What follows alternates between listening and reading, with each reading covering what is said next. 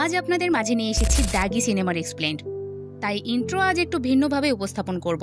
যেহেতু দাগি সিনেমা হলে চলছে, তাই গল্প যদি ভালো লাগে তাহলে অবশ্যই সিনেমা হলে দেখতে যাবেন, কারণ এই 14-15 মিনিটে পুরো সিনেমার ইমোশন কিন্তু তুলে ধরা যায় না, তা আপনারাও জানেন। আর যারা গল্প এড়িয়ে যেতে চাচ্ছেন তাদের দূরে থাকাই ভালো, কারণ এখানে স্পয়লার আছে। দয়া করে সবাই খারাপ কমেন্ট করা থেকে বিরত থাকবেন। যদি কেউ এক্সপ্লেন পছন্দ না করে থাকেন, দয়া করে ভিডিওটি স্কিপ করুন। গল্প শুরু হয় দাগি আসামি নিশানের জেল থেকে ছাড়া পাওয়ার মধ্য দিয়ে। সে 14 বছর জেল খেটেছে। তো জেল থেকে ছাড়া পেয়ে নিশান বাড়িতে ফিরতে থাকলে পেছনের কিছু স্মৃতি মনে করে ভয় পেতে থাকে। এদিকে হঠাৎ নিশানের ছাড়া পাওয়াতে বাবা মা অবাক হয়। রুমে আসলে পেছনের স্মৃতিগুলো সে মনে করে। তখন দেখানো হয় 2008-এর ইন্ডিয়া। সেখান থেকে কোনো এক পণ্য বাংলাদেশে নিয়ে আসে নিশান। এতে 10 দিন ধরে দেখা না হওয়ায় গার্লফ্রেন্ড জেরিন রাগ করে। তো নিশান এসে জেরিনকে মানিয়ে নেয়।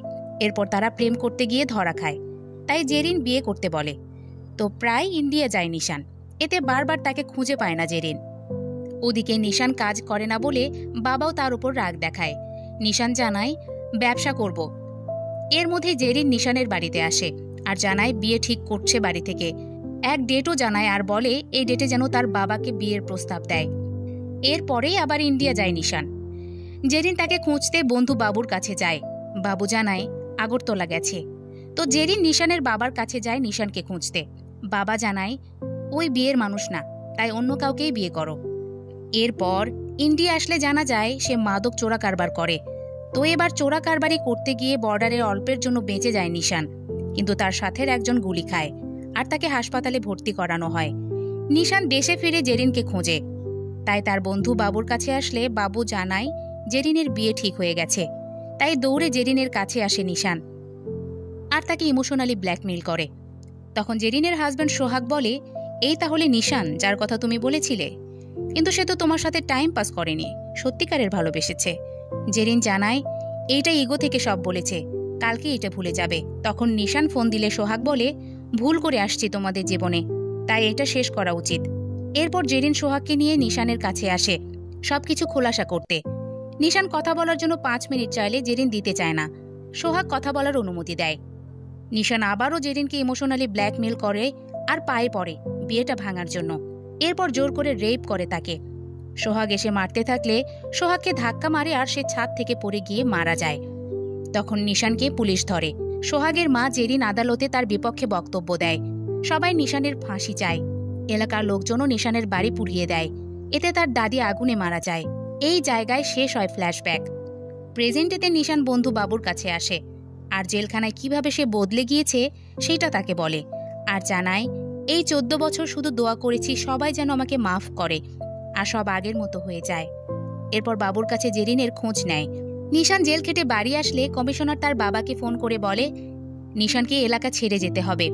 বাবা নিশানকে প্রতিষ্ঠিত হতে বলে তখন। এরপর নিশান সোহাগের মাকে দেখতে যায়, কিন্তু কথা বলার সাহস পায় না। সেখান থেকে চলে আসে বোনের শ্বশুর বাড়ি।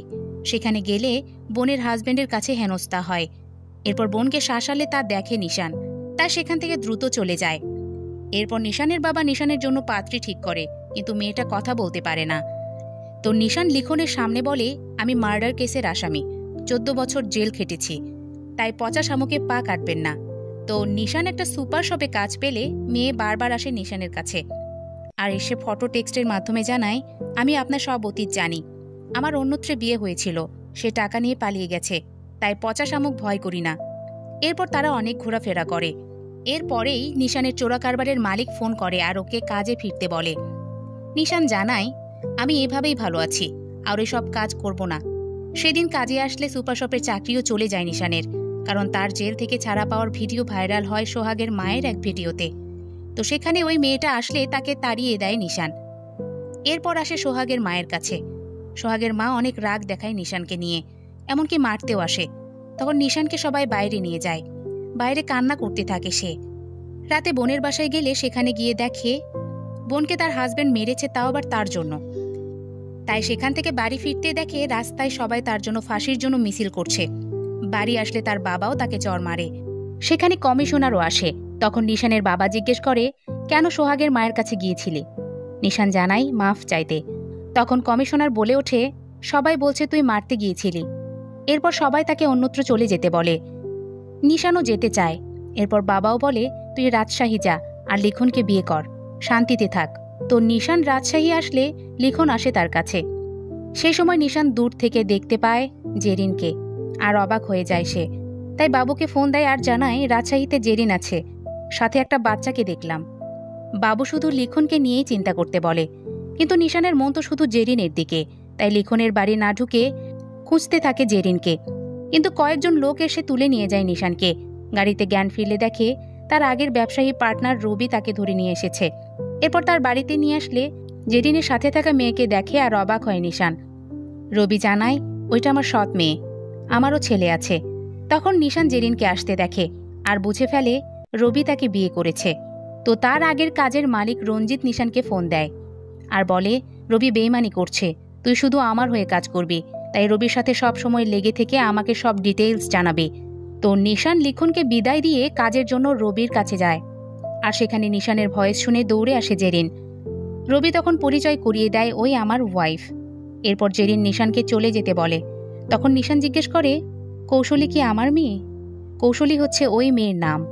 নিশান আরও বিভিন্ন প্রশ্ন করতে থাকলে এড়িয়ে যায় জেরিন আর জানায় এটা সোহাগের মেয়ে, আর সোহাগকে তুমি মেরেছ, তাই আমার মেয়েকে সব বলে দেব। নিশান জানায় ওইটা অ্যাক্সিডেন্ট ছিল। তারপরেও জেরিন তাকে চলে যেতে বলে। এরপর রবি নিশানকে জিজ্ঞেস করে রঞ্জিত কি তাকে ফোন করেছিল কিনা। নিশান বলে না। তারপর নিশানের মাধ্যমে রঞ্জিতের সাথে সব সমস্যা সমাধান করতে চায় রবি, তাই নিশান রঞ্জিতকে ফোন দেয়। এরপর রবি রঞ্জিতের সাথে কথা বলে আর বাংলাদেশে আসতে বলে সবকিছু ঠিকঠাক করার জন্য। ওইদিকে জেরিন জিজ্ঞেস করে নিশান এখানে কেন? রবি জানায় কৌশলীর বাপ কিনা সেটা জানার জন্য, কারণ তুমিও জানো না কৌশলীর বাপকে। পরের দিন কৌশলী সাইকেল চালাতে শিখতে থাকলে সেখানে এসে হেল্প করে নিশান। একসময় সেখানে রবি এসে কৌশলীকে ব্যাড টাচ করতে থাকলে বাধা দেয় নিশান। এরপর কুশলীকে স্কুলে নিয়ে যাওয়ার দায়িত্ব পড়ে নিশানের, তাই নিশান নিয়ে যেতে থাকলে বিভিন্ন কথা বলে কুশলী। নিশান কুশলীকে একটা বাঁশি দেয় আর বলে ডাকলেই আমি চলে আসব। এরপর নিশান কুশলীকে নিয়ে আসলে জেরিন বলে স্টাফরা বাড়ির বাইরে থাকে, ভেতরে না। জেরিন চলে যেতে বললে নিশান জানায় আমার যাওয়ার কোনো পথ নেই। কুশলী কেউ চায় না, কারণ দাগির সাথে কেউ থাকতে পারে না, আর আমার কেউ নেই কারণ আমি দাগি। কিন্তু এবার জীবনে বেঁচে থাকার আশা খুঁজে পেয়েছে, তাই প্লিজ এটা ছিনিয়ে নিও না, আমি কুশলীকে প্রোটেক্ট করব। এরপর কুশলীর সাথে সুন্দর মুহূর্ত কাটায় নিশান। তো নিশান বাবুকে ফোন করে বলে কুশলী আমার মেয়ে, কিন্তু সে তার মায়ের সাথেই থাকবে, আমি শুধু দূর থেকেই দেখব, এতেই আমি খুশি। এর মধ্যে কুশলী তার দাদি অর্থাৎ সোহাগের মাকে ফোন করে বলে দাদি আমার নতুন বন্ধু হয়েছে, নাম নিশান। নিশানের কথা শুনে অবাক হয়ে যায় সোহাগের মা। তো একদিন জেরিন নিশানকে জিজ্ঞেস করে তোমাকে বারবার বলার পরেও আসলে না কেন? সেদিন আসলে আজ এই দিন দেখতে হতো না। নিশান জানায় ভেবেছিলাম একটা বড় দান মেরে আসব। এরপর আরও অনেক কথা জেরিনকে বলে। পরের দিন রবি নিশানকে নিয়ে রঞ্জিতের সাথে মিটিং করতে গেলে জেরিন জানায় ওই যেন আর না আসে বাড়িতে। এর মধ্যে কুশলীর দাদি এসে কুশলীর সামনেই বলে তোর বাপকে নিশান মেরেছে, ওই খুনি। ওইদিকে রবি রঞ্জিতকে আসলে মিটিংয়ে আনে মারার জন্য, তাই তো মুখোমুখি হলে স্নাইপার দিয়ে মারে রঞ্জিতের লোককে। এরপর রঞ্জিতকে মারতে থাকলে সে নদীতে লাফ দেয়। তো রঞ্জিতকে মারার ব্যাপারটা নিশানের উপর চাপিয়ে দেয় রবি। এরপর রবি বলে তোকে প্ল্যান করে এখানে এনেছি। তো নিশানকেও মারার চেষ্টা করলে নিশান নদীতে লাফ দেয়। তারপর কুশলীর খোঁজ করতে থাকে। ওইদিকে রবি যে রঞ্জিতকে মেরেছে তা উপরের মহলে সবাই জেনে যায়, তাই রবি ভয় পেয়ে যায় আর আন্ডারগ্রাউন্ড হতে উঠে পড়ে লাগে। কিন্তু সমস্যা বাদে জেরিন এবং তার বাচ্চা কুশলীকে খুঁজতে বের হওয়ার কারণে। ওইদিকে কুশলীকে রবির মেয়ে ভেবে রঞ্জিতের লোকজন তুলে নিয়ে যায়, যা দূর থেকে দেখে নিশান। ওইদিকে রঞ্জিত ফোন দেয় রবিকে আর বলে তোর পরিবারকে মেরে ফেলবো। সেজন্য পালানোর পথ খুঁজতে থাকে রবি। সেই সময় জেরিন আসলে জেরিনকে মারে রবি। তখন সেখানে নিশান আসে আর রবিকেই মারে, সাথে বলে রঞ্জিতকে দেওয়া টাকাগুলো দে। রবি দিতে চায়, সাথে নিজের ছেলের জন্য প্রাণ ভিক্ষা চায়। তো ছেলের মুখের দিকে তাকিয়ে রবিকে ছেড়ে দেয় নিশান, সাথে ছেলেকে বিদেশে যাওয়ার বন্দোবস্তও করে দেয়। এরপর জেরিনকে সাথে নিয়েই কুশলীকে মুক্ত করতে যায় নিশান। টাকা নিয়ে স্টেশনে আসলে নিশানকে ফোন দেয় রঞ্জিত। তো রঞ্জিত ভেবে নেয় তাকে মারার প্ল্যান নিশান করেছে। সেই সময় নিশান জানায় কুশলী আমার মেয়ে, রবি এসব কিছু করেছে, আমি টাকা নিয়ে আসছি। রঞ্জিত তখন জানায় টাকা নিয়ে আয় কুশলীকে ছাড়া, কিন্তু তুই বাঁচবি না। তো নিশান নিজের জীবন দিয়ে হলেও কুশলীকে বাঁচাতে চাইলে জেরিন জানায় কুশলী তোমার মেয়ে না। প্রথমে আমিও ভেবেছি কুশলী তোমার মেয়ে, তাই ডিএনএ করাই, কিন্তু ডিএনএ তোমার সাথে ম্যাচ খায় না। কথাটা শুনে কষ্ট পায় নিশান। বেঁচে থাকার শেষ সম্বলটুকুও কিনা অন্যের। তারপর কিছুক্ষণ ভেবে নিশান সিদ্ধান্ত নেয় নিজের জীবনের বিনিময়ে হলেও কুশলীকে সে বাঁচাবে। তাই টাকা নিয়ে রঞ্জিতের কাছে আসে নিশান। এরপর রঞ্জিত নিশানকে গুলি চালাতে গেলে কুশলী পিস্তল সরিয়ে ফেলে। তো তখন সবার সাথে লড়তে থাকে নিশান, কিন্তু পেরে ওঠে না, মার খেয়ে আহত হয়ে যায়। তখন রঞ্জিত এসে জানায়, তোর মেয়েকে ইন্ডিয়া নিয়ে যাব, সবাই তাকে ছিঁড়ে খাবে। এরপর কুশলীকে রঞ্জিত বর্ডার দিয়ে নিয়ে যেতে থাকলে নিশান সেখানে এসে আগুন জ্বালিয়ে দেওয়ার মধ্য দিয়ে প্রতিরোধ করে। তারপর বিজেপির গুলিতে সবাই মারা গেলে কুশলীকে নিয়ে জেরিনের কাছে ফিরে আসে নিশান। এরপর সেও ঢলে পড়ে, কারণ একটা গুলি তার বুকেও লাগে। সেই সময় নিশান জেরিনের কাছে মাফ চাইতে থাকলে মাফ করে দেয় জেরিন। সোহাগের মা একটা ভ্যান নিয়ে আসে তখন নিশানকে হাসপাতালে নিয়ে যাওয়ার জন্য। তখন বোঝা যায় সোহাগের মাও নিশানকে মাফ করে দিয়েছে। তো সুন্দর সব মুহূর্ত দেখতে দেখতে মৃত্যুর কোলে ঢলে পড়ে নিশান। সেই সাথে শেষ হয় দাগি সিনেমা। নিশানের চরিত্রের প্রতি মায়ায় পড়া যায়। সে সত্যিই খুব ভালোবাসত জেরিনকে, কিন্তু পরিস্থিতি তাকে জেলে নিয়ে যায়, আর সেই জেল জীবন তাকে বদলে দেয়।